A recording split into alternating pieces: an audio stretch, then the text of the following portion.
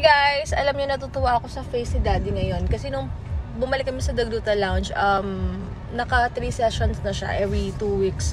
Medyo chubby-chubby yung face niya. Tama si Jessel na mag-focus muna siya sa Exilift bago siya mag-HIFU.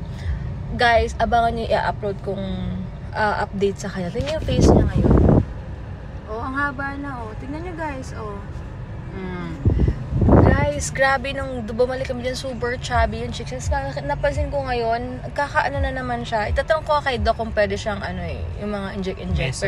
Meso-lipo. Hindi pa namin natanong, nakalimutan ko. Pero mas mabilis kasi yun kapag meso-lipo ka dahil matatanggal talaga yung fats mo dito. Ako hindi na kasi sabi na rin ni Sis Kate before, wala talaga akong fats sa face.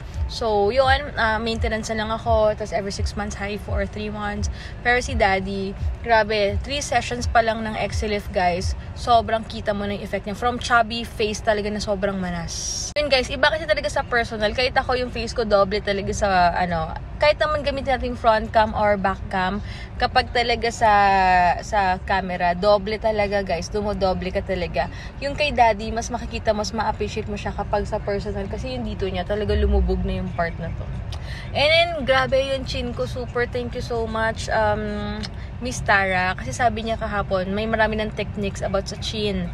So, ayan, ginawa niya sa akin, imbis na super pahaba, nilagyan niya ng konting, pinataas niya ng konti para bagay din siya sa face ko at hindi ako masyadong, medyo humaba tignan. Pero ang galing, natuwa lang ako na dami na palang techniques about pagdating sa chin. So, ayun guys, huwag kayo mag-hesitate. Ito na yung sign nyo na wag na kayo mag-hesitate, magpa-enhance.